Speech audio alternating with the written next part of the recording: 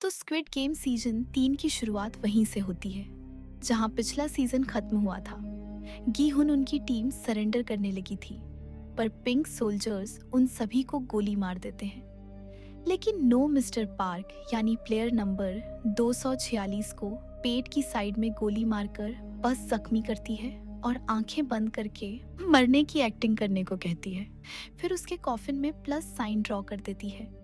फिर इधर गेहन को कॉफिन में डालकर प्लेयर्स रूम में लाया जाता है। हंजू चेक करती है तो गीहन जिंदा था।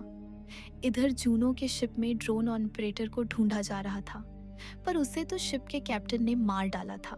इसीलिए वह सभी को वापस चलने के लिए कहता है, यह बताकर कि कल रात शायद वह नशे में शिप से पानी में गिर गया होगा, इसलिए उसे ढूंढने का कोई फायदा नहीं, अब तक वह मर चुका होगा। इधर गीहन को जब होश आया तो वह अपने दोस्त जोंगबे को खोकर काफी ज्यादा गुस्से में था। वो चिल्लाने लग जाता है कि उसे जिंदा क्यों छोड़ा गया, उसे भी क्यों नहीं मारा। वो गुस्से और सैडनेस के साथ चिल्लाने लग जाता है। तो पिंक सोल्जर्स उसे खींचकर उसकी जगह पर छोड़ आते हैं। जोसेफ इधर अंदर बैठा फ्रंटमैन देख रहा था, जिसके बाद ये रिवील हो ही जाता है कि शिप का कैप्टन फ्रंटमैन के ऑर्डर पे काम कर रहा था, जिसका काम था जूनो को उस आइलैंड से दूर भटकाना जो वह अब तक सक्सेसफुली कर रहा था।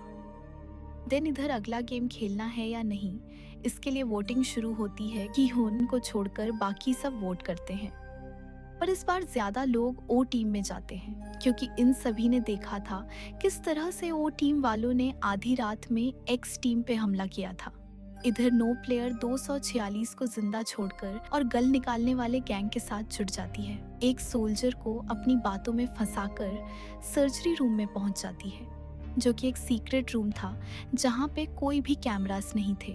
तो वह वहां मौजूद सारे सोल्जर्स को गोली मार देती है, सिर्फ उस डॉक्टर को छोड़कर। पर वो उस डॉक्टर पे गन पॉइंट करके मिस्टर पार्क पे ऑपरेट करके उन्हें ठीक करने कहती है।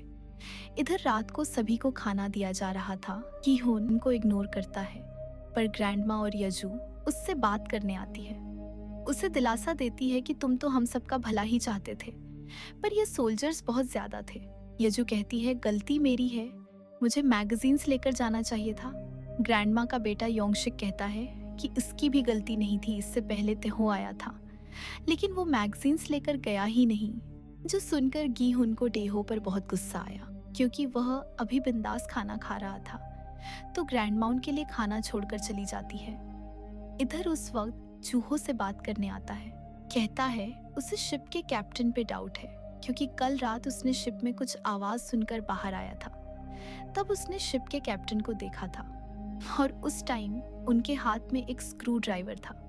जो कहता है, कैप्टन ऐसा कुछ नहीं कर सकते, उन्होंने मुझे बचाया था और तब से वह उस आइलैंड को ढूंढने में मेरी हेल्प कर रहे हैं, इसीलिए ड्रोन ऑपरेटर के गायब होने में उनका हाथ नहीं हो सकता।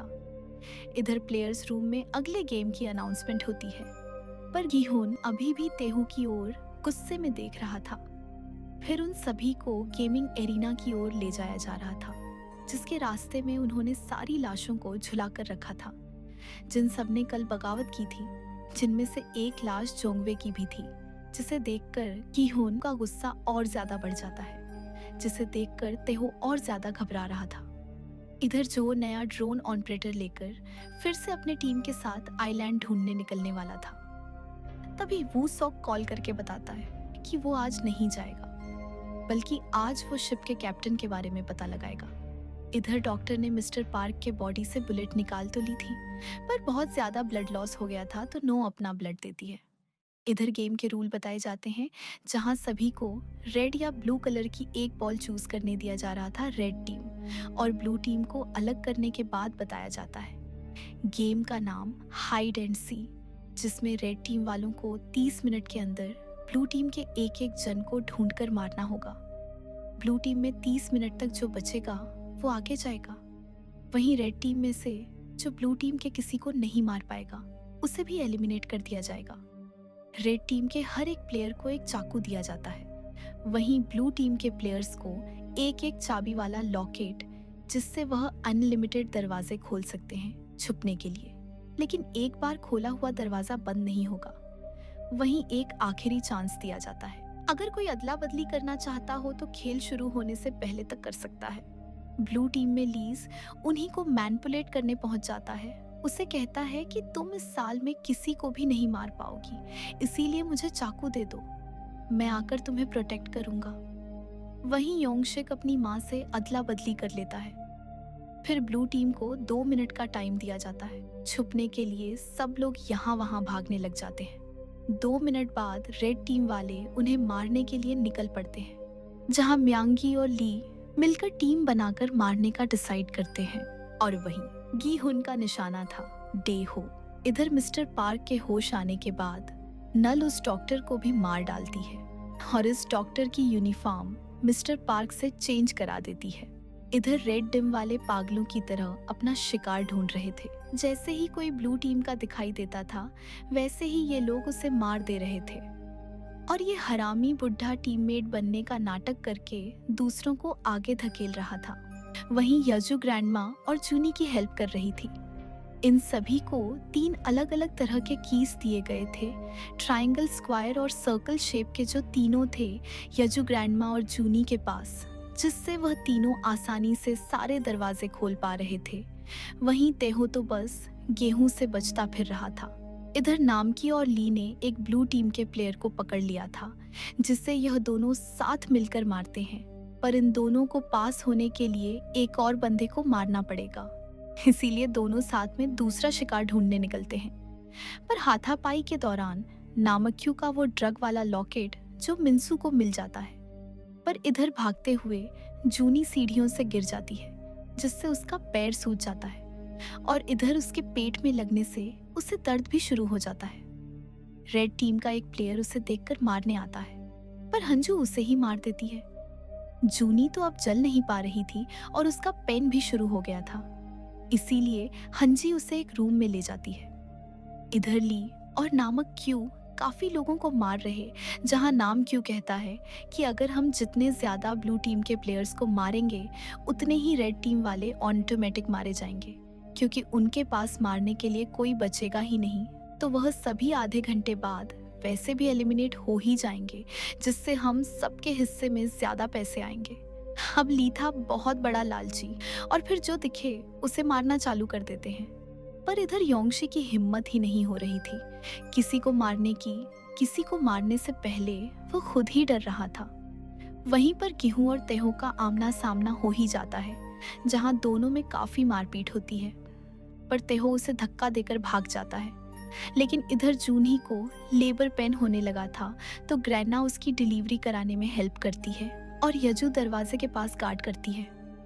इधर शमन बचते हुए एक ऐसे दरवाजे के अंदर आती है जिसके एक तरफ दरवाजे पे 3 लॉक थे, यानी 3 अलग अलग चाबियों से वह दरवाजा खोला जा सकता था।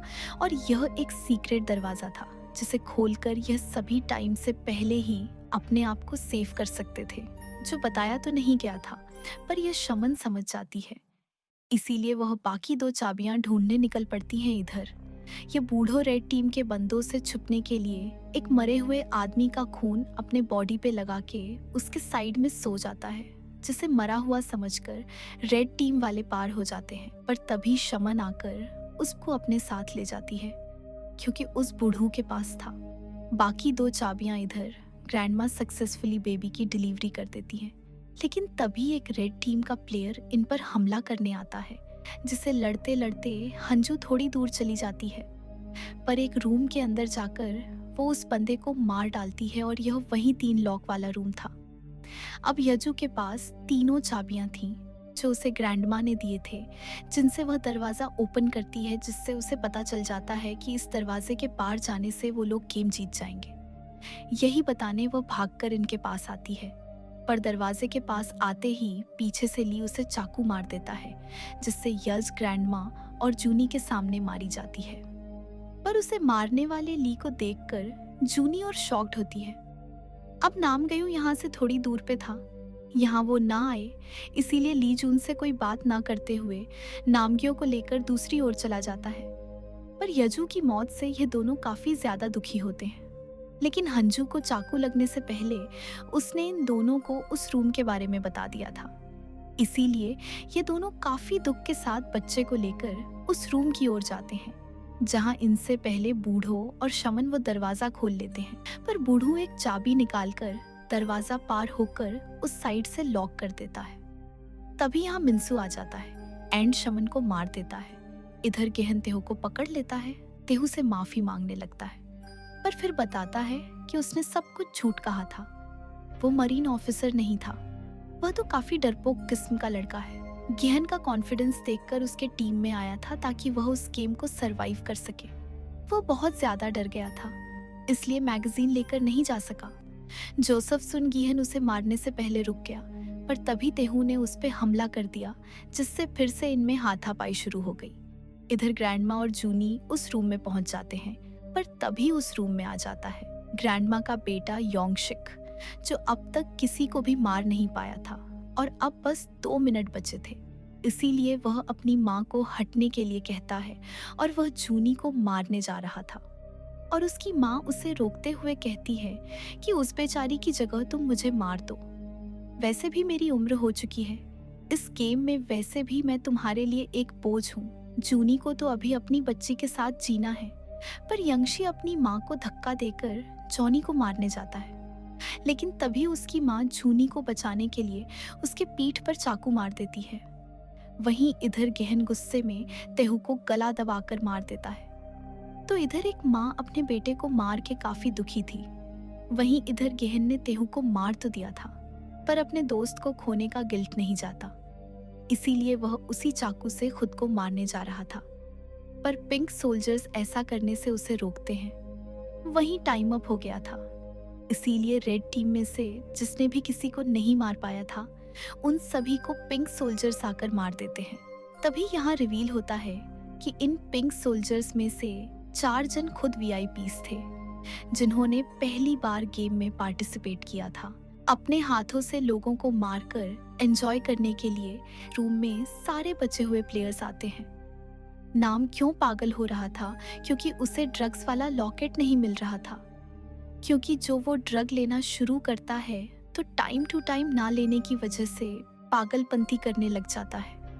इस चक्कर में नाम को सोल्जर्स से मार भी पड़ती है, जो देखकर मिंसू खुश होता है। अब जूनी के साथ बच्चे को देखकर सारे प्लेयर्स तो शॉक्ड रह जाते हैं, पर ली तो उसे बात करने भी नहीं जाता। वहीं गहन को फिर से हथकड़ी पहना दी जाती है ताकि वह अपने आप को मारने की कोशिश ना करे। इधर नल मिस्टर पार्क को, यानी प्लेयर नंबर 246 को सोल्जर नंबर 16 का यूनिफॉर्म पहनाकर सबसे छुप छुपाकर बाहर ले आती है। वहीं इधर प्लेयर्स रूम में रिजल्ट बताए जाते हैं, जिसमें अब सिर्फ 25 लोग बचे थे और अभी के हिसाब से हर एक को 1.65 करोड़ मिलने वाले थे। वहीं इधर फ्रंटमैन सारे वीआईपीज की खातिरदारी करने में लगा हुआ था, जो सारे फॉरेनर्स थे। इधर सर्जरी रूम से कोई खबर नहीं आ रही थी, इसीलिए चीफ कुछ सोल्जर्स को वहां चेक करने भेजता है। इधर उस वक्त जूना को कॉल करके बताता है कि उसने शिप के कैप्टन के बारे में पता किया, पर यहाँ किसी को भी उनके बारे में कुछ भी पता नहीं है। दूसरी टीम के शिप में उनका जो साथी था, उसके बारे में भी किसी को कुछ पता नहीं है। इसीलिए वह जूना कोशिश के कैप्टन पे नजर रखने के लिए कहता है और जरा चौकन्ना रहना कहता है, और अभी वो कैप्टन का घर चेक करने जा रहा है। इधर प्लेयर्स रूम में फिर से वोटिंग होती है अगली गेम के लिए, जहां इस बार भी ज्यादा लोग और टीम में वोट देते हैं। कुछ लोग पैसों की लालच में तो कुछ लोग डर के मारे इधर पिंक सोल्जर सर्जरी रूम में पहुंचते हैं, तो दूसरे सोल्जर्स को मरा पड़ा देखते हैं। अब जो चारों यहाँ मरे पड़े थे, उनके अलावे पिंक सोल्जर्स ने भी एक दूसरे का चेहरा नहीं देखा था, इसीलिए यह लोग बाकी 3 सोल्जर्स को स्कैन करके कंफर्म करते हैं कि ये तीनों सोल्जर्स हैं। पर प्लेयर नंबर 246 का कपड़ा पहना हुआ जो बंदा मरा पड़ा हुआ था, उसे यह लोग स्कैन नहीं करते। इसीलिए सोल्जर नंबर 16 के मिसिंग होने की रिपोर्ट सोल्जर अपने चीफ को बताता है, तो चीफ अपने सिक्योरिटी रूम में आकर चेक करता है, जिसमें वो नल और सोल्जर 16 को साथ में आता हुआ देखता है। वहीं इधर जूनो ने एक आइलैंड की ओर जो ड्रोन भेजा था, वो जगह देखकर उसे कुछ जाना पहचाना लगता है, इसीलिए वो कैप्टन को उस आइलैंड की ओर ले जाने के लिए कहता है। कैप्टन कहता है कि वो जगह काफी पथरीला है, इसीलिए वहां जाना खतरनाक होगा। पर जो कहता है कि वो अकेला पहले जाकर चेक करके आएगा। इधर चीफ नल और सोल्जर 16 को अपने केबिन में भेजने के लिए कहता है, पर नल तो गन लेकर उसके पीछे ही खड़ी थी। तो चीफ उससे पूछता है कि उसे क्या चाहिए। नल कहती है कि उसे अगली शिफ्ट में आइलैंड के बाहर ड्यूटी चाहिए, सोल्जर नंबर 16 के साथ, और कल सुबह तक बाहर एक बोट खड़ी चाहिए। चीफ कहता है ये सब करके कोई फायदा नहीं है, और आखिर सोल्जर 16 के साथ उसका क्या रिश्ता है, और उन सोल्जर्स को तुमने ही मारा है ना। नो कहती है हाँ, और बाकी कुछ जाने की जरूरत नहीं है क्योंकि वीआईपीस आ चुके हैं। इसीलिए तुम भी यह नहीं चाहोगे कि फ्रंटमैन या उन सबको इनके बारे में कुछ भी पता चले। इसीलिए जो सब मैंने कहा वो सब रेडी करो। इधर जूनो आइलैंड में पहुंच जाता है, जो जगह देखकर उसे सब कुछ याद आ जाता है कि पिछली बार वो स्क्विड गेम वाले आइलैंड से भागकर इसी आइलैंड में पहुंचा था जहां उसके भाई ने उसे गोली मारी थी। यानी स्क्विड गेम वाला आइलैंड यहीं आसपास कहीं है, जो बात वह अपनी टीम को बताता है। इधर ग्रैंड माँ गहन से बात करने आती है, उसे समझाती है कि अब उसे खुद को ब्लेम करना छोड़ देना चाहिए क्योंकि उसकी गलती नहीं थी। यही समझाते हुए वह उसे अपने बेटे की मौत के बारे में बताती है कि किस तरह की सिचुएशन में उन्हें अपने बेटे को मारना पड़ा, जिसके लिए वह खुद बहुत ज्यादा दुखी है। लेकिन वह गियन से रिक्वेस्ट करती है जूनिया और उसके बेबी को बचाने के लिए, क्योंकि उनके बाद जूनिया और उसके बेबी को बचाने वाला और कोई नहीं है। इधर उस वक्त पहुंच चुका था। कैप्टन के घर के एड्रेस पे दीवार टाप के घर में घुस तो जाता है, पर सामना होता है एक डरावने कुत्ते से जो चैन से बंधा हुआ था, पर वो काफी जंगली टाइप का था। इसीलिए जल्दी से वो एक खिड़की तोड़कर घर में घुस जाता है। इधर चीफ समझ नहीं पा रहा था कि नो और सोल्जर 16 का क्या रिलेशन है, इसीलिए वह दोबारा से सर्जरी रूम में सोल्जर्स को भेजता है चेक करने के लिए। वहीं इधर एक कॉफिन प्लेयर्स रूम में लाया जाता है।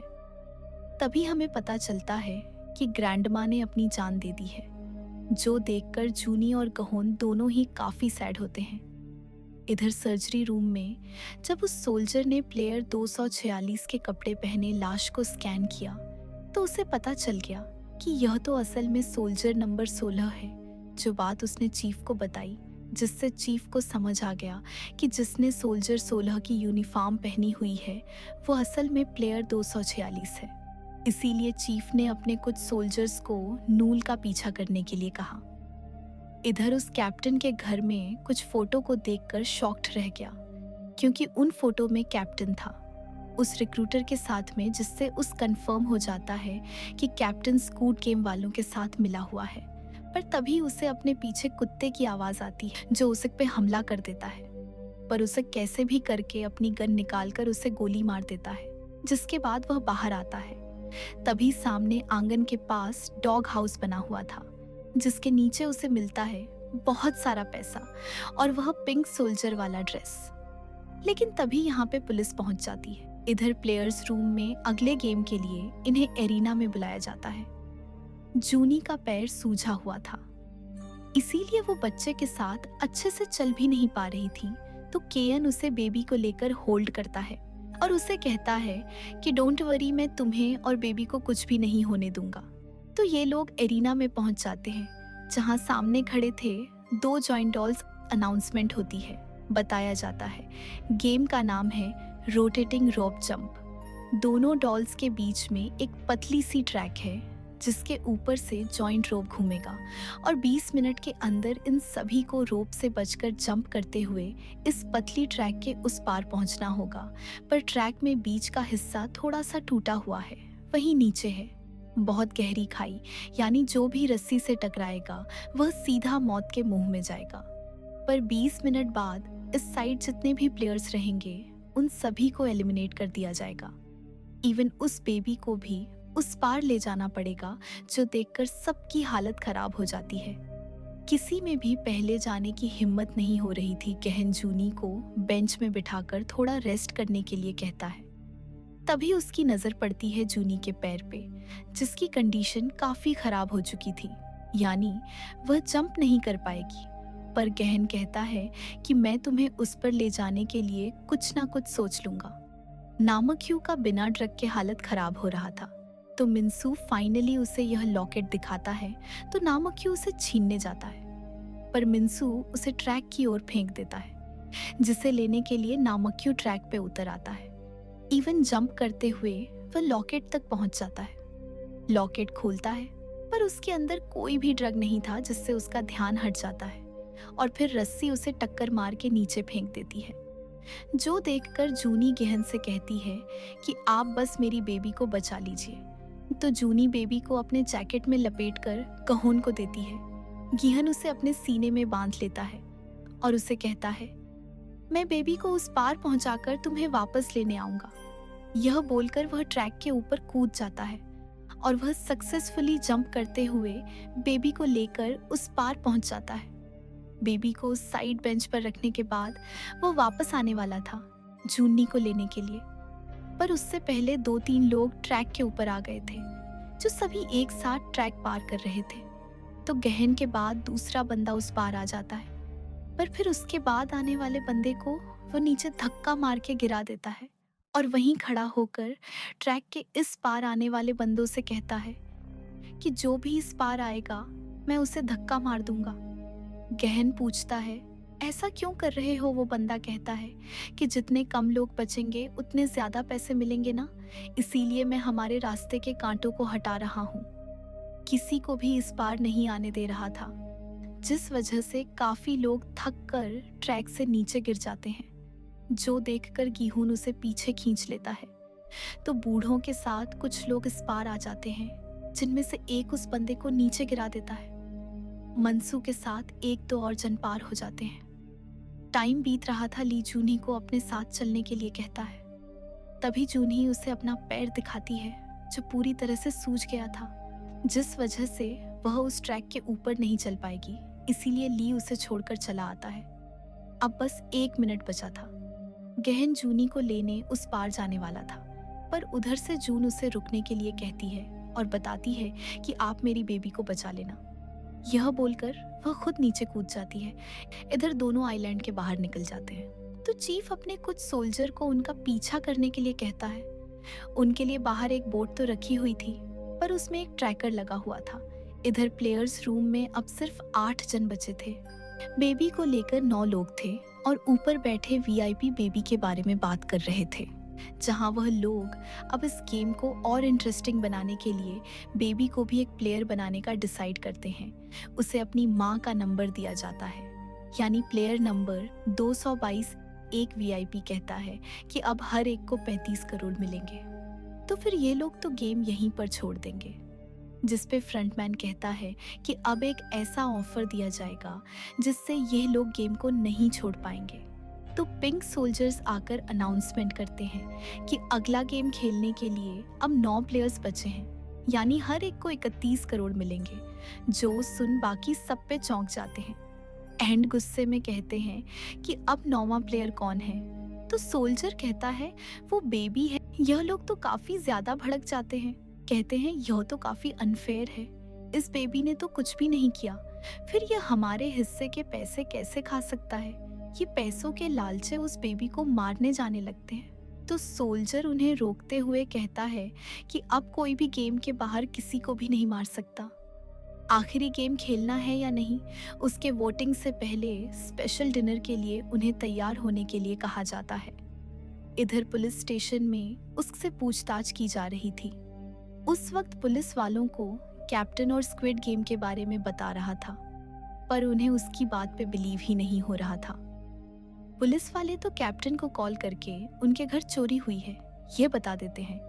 उस नाम का बंदा उनके घर से एक पिंक सूट और पैसे चुरा रहा था।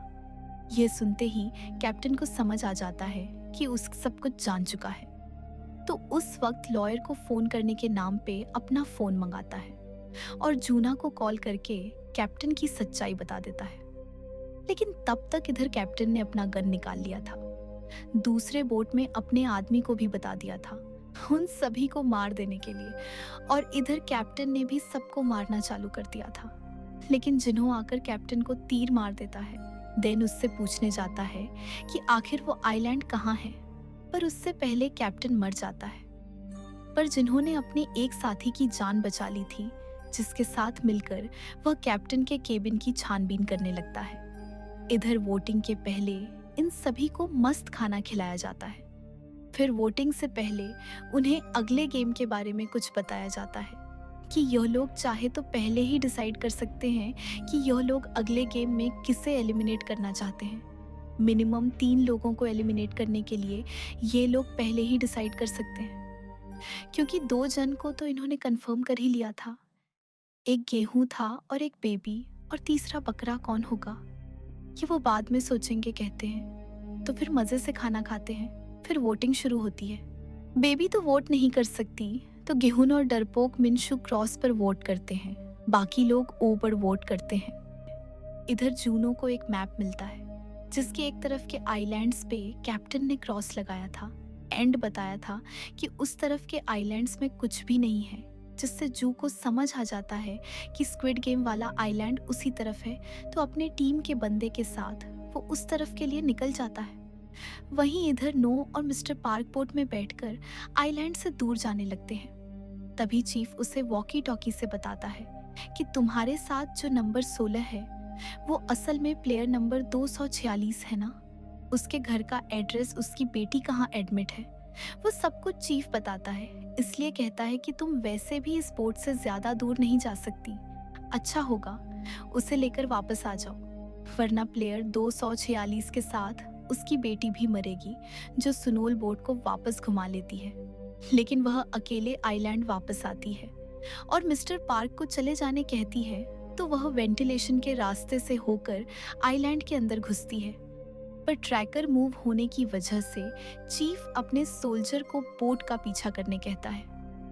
इधर प्लेयर्स रूम में इन्होंने डिसाइड तो कर ही लिया था कल के गेम में ये लोग गीहन बेबी और मिंसू को एलिमिनेट करेंगे। रात को सभी लोग सो गए थे, पर गीहन जगा हुआ था। तभी एक सोल्जर आकर उसे बताता है कि फ्रंटमैन ने उसे बुलाया है। तो फ्रंटमैन उसे एक चाकू देता है और बताता है कि अगर तुम चाहो तो आज रात ही बाकी सभी को मारकर अपनी और बेबी की जान बचा सकते हो, वरना तुम तो समझ चुके होंगे कि कल वो लोग तुम्हें और बेबी को ही एलिमिनेट करेंगे। यह बताते हुए अपना फेस रिवील करता है, जिससे गहन तो काफी ज्यादा शॉक्ड एंड गुस्सा हो जाता है। इवन चाकू से उसे मारने जाता है, पर रुक जाता है। फ्रंटमैन कहता है, चाहे तो मार दो, कोई तुम्हें नहीं रोकेगा, पर इससे ये गेम नहीं रुकेगा। मेरे बदले कोई और फ्रंटमैन आ जाएगा, इसीलिए मैंने तुम्हें और बेबी की जान बचाने के लिए मौका दिया है। जाओ जाकर उन सभी को मार दो। तो गहन वो चाकू लेकर जाने लगता है कि तभी फ्रंटमैन कहता है कि तुमने इतनी आसानी से मेरी बात पर बिलीव कर लिया, जिसको इग्नोर करके गहन चला आता है। वापस प्लेयर रूम में आकर गहन चाकू लेकर बुढ़ को मारने आता तो है, लेकिन उसे नहीं मार पाता, जिसमें फ्रंटमैन अपने टाइम का याद करता है। जब वो फाइनल राउंड तक पहुंचा था, उसे तब के फ्रंटमैन ने यह ऑफर दिया था। तब नंबर 1 ने फाइनल गेम खेलने से पहले ही बाकी प्लेयर्स को मार दिया था। अब गहन ने किसी को भी नहीं मारा था, जिससे फ्रंटमैन समझ जाता है कि गहन उसके जैसा नहीं है। फ्रंटमैन को पता चल चुका था कि जो अभी भी जिंदा है, इसीलिए वो उनके शिप पे कॉल करता है और को ही आइलैंड ढूंढना छोड़कर वापस जाने कहता है। पर जूनो कहता है, मैं आपको ढूंढ कर रहूंगा, जिस पे फ्रंटमैन कहता है कि इस बार जिंदा नहीं बचोगे। इधर प्लेयर्स को गेमिंग एरिना में बुलाया जाता है। वहीं इधर नल चीफ के रूम में पहुंच जाती है, जहां उसके गनपट्टी पे बंदूक लगाकर प्लेयर 246 के सारे डिटेल्स हमेशा के लिए मिटाने के लिए कहती है, जो चीफ सिस्टम से हटा तो देता है। देन कहता है कि एक और जगह है जहां सारी फाइल्स रखी हुई हैं, और वो जगह है फ्रंटमैन का रूम, जहां फ्रंटमैन के अलावा सिर्फ चीफ जा सकता है। तो नल उसे वहां ले जाने कहती है। इधर ये लोग गेमिंग एरिना में पहुंच जाते हैं। ठीक उसी के सामने एक रूम के अंदर से वीआईपीस और फ्रंटमैन लाइव यह फाइनल गेम देखने वाले थे, जहां 3 अलग अलग शेप के टावर खड़े थे, जिसके ऊपर इन्हें लाया जाता है। तो स्क्वायर टावर में पहुंचने के बाद इन्हें गेम के रूल्स के बारे में बताया जाता है। अगले टावर में जाने के लिए एक प्लेयर को एलिमिनेट करना होगा, यानी गेम जीतने के लिए इन्हें 3 जन को एलिमिनेट करना होगा और बाकी 6 प्लेयर यह गेम जीत सकते हैं। यानी पहले से दूसरे टावर जाने में इन्हें 1 जन को नीचे गिराना होगा, दूसरे से तीसरा टावर जाने के लिए एक और जन को, और फिर तीसरा टावर जाने के बाद एक और जन को गिराना होगा, जिसके बाद जितने भी लोग बचेंगे वो सारे विनर होंगे और किसी को भी एलिमिनेट करने से पहले बीच में रखा एक बजर दबाना होगा, जिसके बाद ही वह एलिमिनेशन वैलिड होगा। और बजर दबाने के 15 मिनट के अंदर किसी एक को एलिमिनेट करना होगा, वरना वह सारे मारे जाएंगे। तो गिहन एक कोने में अकेला हो जाता है, क्योंकि वह जानता है ये सभी उसे और बेबी को पहले एलिमिनेट करना चाहेंगे। तो बूढ़े एंड बाकी सभी डिस्कशन शुरू करते हैं कि किसे पहले एलिमिनेट किया जाए। इधर लिफ्ट से फ्रंटमैन के रूम जाने के टाइम चीफ नल से फाइट बैक करता है। दोनों में काफी झड़प होती है। इसी तरह लड़ते लड़ते ये लोग फ्रंटमैन के रूम पहुंच जाते हैं, जहां चीफ नल को चाकू मार देता है और फिर उससे बातें करने लग जाता है कि वह आखिर ऐसा क्यों कर रही है। नॉर्थ कोरिया में उसकी लाइफ के बारे में बात करने लगता है। तब तक उधर गेम चालू हो गया था, पर नल तो बिना आवाज किए लिफ्ट की ओर जा रही थी, क्योंकि लिफ्ट के अंदर उसकी गन थी। चीफ ने उसे देख लिया था, पर वो तो बिंदास चाकू लेकर जा रहा था। यह सोचते हुए लिफ्ट के बाद वो कहां तक भाग के जाएगी, पर लिफ्ट खुलते ही नल गन निकालकर चीफ को गोलियों से भून डालती है। तो ये लोग डिसाइड करते हैं, पहले गिहन को मारने का ये सोचकर बजर दबा देते हैं, पर गिहन बेबी को छोड़कर सामने आने वाला तो नहीं था। कोई कहता है इन दोनों को गिरा देते हैं, तो अगला कहता है फिर नेक्स्ट टावर में किसे गिराएंगे, तो कोई कहता है कि उनको बेबी से अलग करते हैं, पर ऐसा वो लोग कैसे करेंगे। पर तभी ली की नजर पड़ती है मिन्सू पे, इसीलिए वह कहता है कि हम पहले राउंड में मिन्सू को एलिमिनेट करेंगे। यह बोलकर बीच में रखा हुआ वह पोल निकाल लेता है और मिसू को उससे धक्का मार देता है, जिससे उन्हें इस पोल का यूज भी समझ आ जाता है। तो राउंड कंप्लीट होने के बाद अगले टावर में जाने के लिए एक ब्रिज बन जाती है। इधर नो फ्रंटमैन के डाटा रूम में घुस जाती है, जहां वो इस साल के प्लेयर्स के डाटा लॉग में से प्लेयर 246 यानी मिस्टर पार्क के सारे डिटेल्स को हटा देती है और फिर अपना डाटा भी मिटाने के लिए सोल्जर्स वाला डाटा लॉग ढूंढने लग जाती है। इधर दूसरे टावर में आने के बाद भी प्रॉब्लम तो वही रहता है कि गीहून और बेबी को कैसे अलग किया जाए, क्योंकि अगर इन्हें तीसरे टावर में जाना है तो इस बार गिहन को एलिमिनेट करना ही होगा और बेबी को उससे अलग करना होगा। इसीलिए एक प्लेयर बज को ऑन करके वो पोल निकालकर गहन को धमकी देने जाता है। गहन उसे उल्टा समझा देता है कि अगर इस बार तुमने हम दोनों को नीचे गिरा दिया तो अगले टावर में जाने के बाद क्या गारंटी है कि वो लोग तुम्हें नहीं एलिमिनेट करेंगे। जो सुन, यह बंदा पीछे हट जाता है। इधर समंदर में मिस्टर पार्क की बोट का पीछा करते हुए उसके काफी करीब पहुंच गए थे, इवन उस पे गोली चलाने लगे। पर तभी जूनो वहां पे अपनी शिप लेकर पहुंच जाता है, जो उन सोल्जर्स को मार डालता है। वहीं इधर ये सभी अपना अपना कोट बांधकर एक बंदे को आगे भेजते हैं बेबी को गहन से छीनने के लिए, और पीछे से ये सभी उन कोट्स को खींचे हुए थे। पर जैसे ही वह आदमी गहन के नजदीक पहुंचा, गहन ने चाकू निकालकर उसे डराना शुरू किया, पर वो आदमी तो गहन से ही लड़ने लग गया। तो गहन ने उनकी कोट वाली रस्सी को काट दिया, जिससे वह आदमी एक तरफ अकेला पड़ गया, जो देखकर पीछे से लीन ने गहन को हटने के लिए आवाज लगाई और उस आदमी को धक्का देकर नीचे गिरा दिया। फिर लीन ने गहन से कहा कि मैं तुम्हारी टीम में हूँ। यह सुन बाकी सब भी शॉक्ड होते हैं। तो ली फाइनली बता देता है कि ये बेबी मेरी और जूनी की बेटी है। तब गहन को एंड बाकी सबको याद आता है कि उन्होंने ली और जूनी को काफी बार साथ में बात करते हुए देखा था। जो सुनकर इधर वीआईपी लोग भी हैरान होते हैं, पर उन्हें तो अपने मजे से मतलब है, और ये बात रिवील होने पर उन्हें तो और ज्यादा मजा आता है। इसीलिए वो लोग तो अब बेट लगा रहे थे, कोई गहन पे तो कोई बेबी पे लगा रहा था। इधर अगले टावर पे किसे एलिमिनेट किया जाएगा, यही डिस्कशन हो रहा था। अब क्योंकि गीहन और ली दोनों के पास हथियार थे, इसीलिए इधर ये तीनों मिलकर प्लेयर नंबर 39 को बहुत मारते हैं, और कहते हैं कि इसे हम घसीट कर ले जाएंगे और तीसरे टावर में जाकर इसे फेंक देंगे।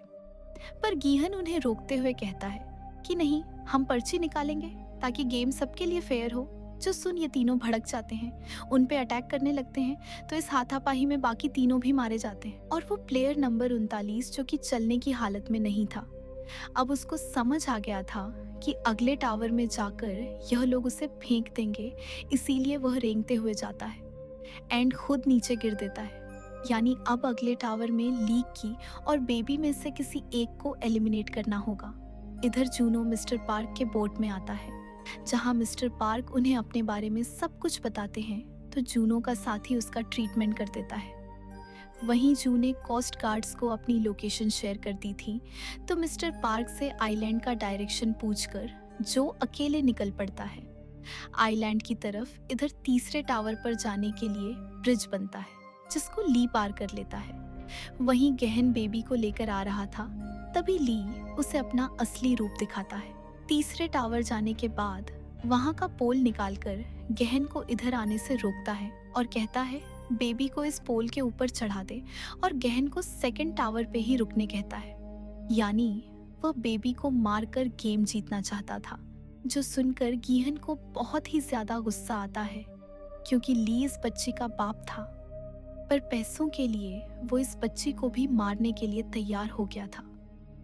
अगर 5 मिनट के अंदर बेबी और गीहून तीसरे टावर पे नहीं गए तो उन्हें मार दिया जाएगा। इधर जूनो आइलैंड की तरफ आ रहा था, जो उनके सिक्योरिटी रूम के रडार में दिख जाता है। फ्रंटमैन भी ये देख लेता है, समझ जाता है कि यह जो ही है, तो वो यह आइलैंड खाली करने कहता है और वीआईपीस को निकालने के लिए शिप रेडी करने कहता है। इधर नल पूरे डाटा सेंटर में आग लगा देती है।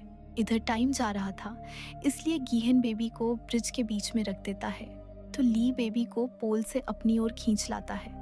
तो उस समय का फायदा उठाकर गीहून चाकू लेकर ब्रिज के उस पार चला आता है, जिससे उन दोनों की फाइट शुरू हो जाती है। लड़ते लड़ते दोनों टावर के नीचे झूल जाते हैं, पर गीहू ने टावर के साइड का एक रड पकड़ लिया था। वहीं उसके हाथ का जैकेट पकड़ा हुआ था ली ने, पर जैकेट फट जाती है। ली नीचे गिर के मर जाता है, जिससे गहन फिर से उठ खड़ा होता है। लेकिन दोनों ने लड़ाई करने से पहले बजर नहीं दबाया था, यानी ली का एलिमिनेशन वैलिड नहीं है। यानी अब गेम जीतने के लिए बेबी या गहन में से किसी एक को मारना होगा। इधर जूनो आइलैंड के अंदर आ चुका था। वहीं ड्रोन के जरिए फ्रंटमैन ने देख लिया था कि कोस्ट गार्ड के शिप्स आइलैंड के काफी पास पहुंच चुके थे।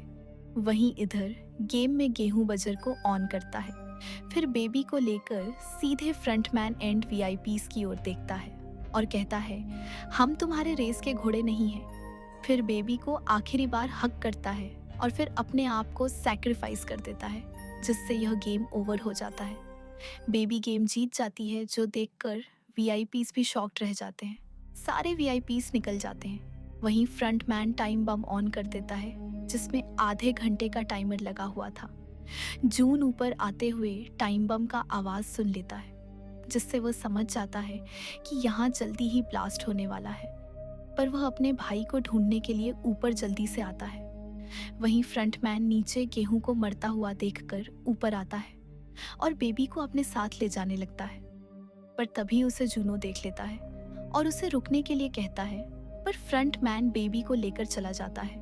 जिसके बाद पूरे स्क्विड गेम की टीम अपने बड़े से जहाज में यहाँ से निकल जाते हैं और 30 सेकंड के अंदर ये पूरा आइलैंड तबाह हो जाता है, जहाँ से जून और नो सक्सेसफुली निकल गए थे। तो इसके बाद हमें 6 महीने बाद का सीन दिखाया जाता है।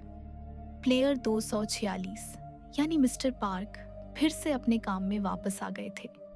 वह ड्राइंग बना रहे थे नल का, पर उन्हें अभी तक पता नहीं कि नल ने ही उन्हें बचाया था। पर फिर भी उन्हें नल थोड़ी जानी पहचानी लग रही थी। नल बताती है कि वह यहाँ पहले काम करती थी। तभी यहाँ उनकी बेटी आती है, जिसकी कंडीशन अभी काफी ठीक थी। वह धीरे धीरे रिकवर कर रही थी। अब नल बच्ची को नायन कहकर बुलाती है, क्योंकि वह तो इस बच्ची को पहले से जानती ही थी, क्योंकि वो नायन को कैंडीज दिया करती थी। तभी उसे ब्रोकर का कॉल आता है, जिससे उसने अपनी बेटी को नॉर्थ कोरिया से लाने के लिए पैसे दिए। वो उसे बताता है कि उसकी बेटी चाइना में है। फिर इधर जूनो जाता है जेल से उसको लाने, क्योंकि चोरी के केस में उसे 6 महीने की जेल हुई थी।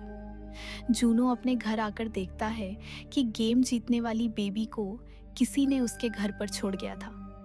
इसके ऊपर स्क्विड गेम का एक कवर होता है जिसमें था एक एटीएम कार्ड और 222 नंबर का बैज जो नंबर था उस बेबी की मॉम यानी जूनी का, जिन्होंने वो कार्ड चेक करने जाता है जिसमें थे पूरे 45.6 अरब वॉन यानी 287 करोड़ जो उस बेबी के नाम पे थे।